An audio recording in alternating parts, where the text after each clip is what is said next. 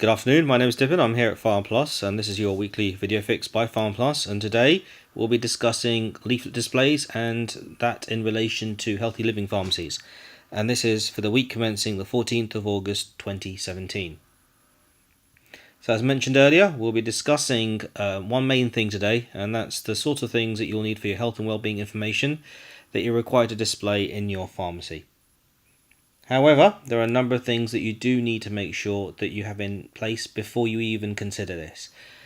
If you take a look at our 24-point plan, which I'll show you in a minute, you should have at least had your basic standards in place. You should have also downloaded and extracted the relevant information from your JSNA, your PNA and your health profiles. In addition to this, you should have your badges in place. Now, you could put an order through us should you require it. And if you want to, you could even then go one step further and have your uniforms in place for your staff, although that's not technically a requirement for healthy living pharmacies. You should have either have completed or are undergoing your leadership and champion training. That you should have at least had a try of the CPPE Public Health Introduction Training. Our feedback from this is that it is incredibly difficult and there's a possibility it may change in the future, so please bear this in mind when you do this. That you also have an HLP action plan in place. Watching this video series should be enough for that in actual fact. That you've considered your first topic and have ordered your materials in for your health zones. That you considered what you're going to be doing for your health zones. And also that you have trained your staff up on what they need to do in order to support you. So on our 24-point plan, there are 4 things that we'll be discussing today, and that's noted here. So the 4 things mainly we're looking at, there you go, 4 things, is the external event that we'll be discussing a little bit later on, opportunistic promotion by staff, your monthly health zones, and also promotion of healthy living through leaflet displays. We've already discussed 2 of these so far. That's the opportunistic training and also the monthly health zones. And today what we'll be doing, we'll be focusing on the promotion of healthy living through leaflet displays. The external event we'll be discussing in a later video. And the pages that you'll need to consider for this is page 22 and page 23 in the documents that we've either printed out for you or you should have downloaded through the PSNC. The 3 things that we'll be looking at today is number 22, which is basically the health and wellbeing information available appeals to a wide range of public, including men and women, young people, smokers, people with long-term conditions, learning difficulties, and older people. Where the community includes a significant ethnic minority, then their needs must also be accommodated.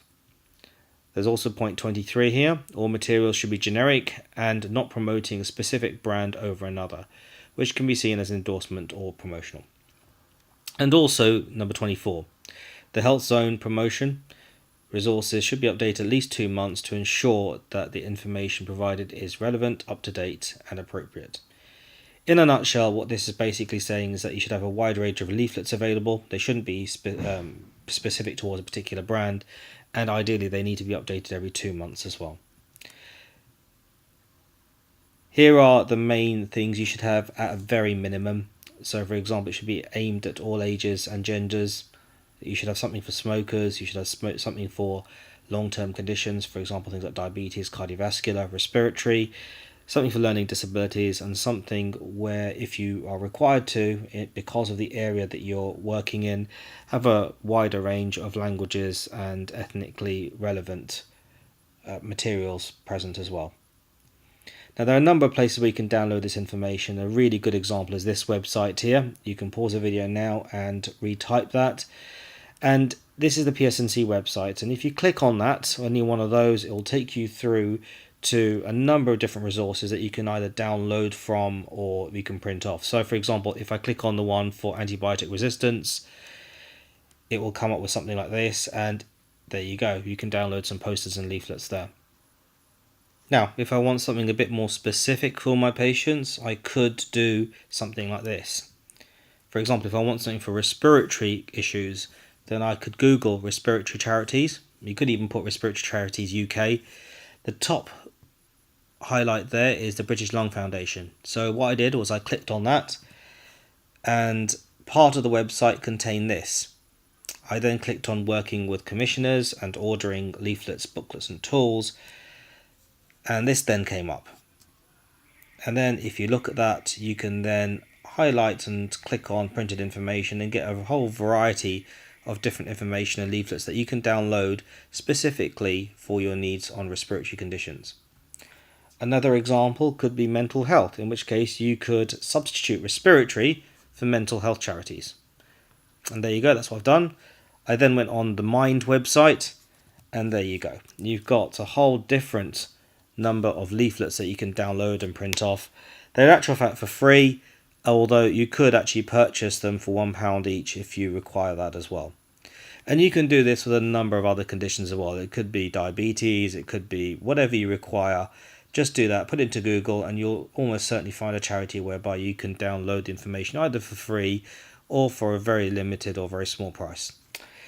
It's all very good and well having all the leaflets in place, but also what you need to do is you need to display it in a reasonably nice way as well.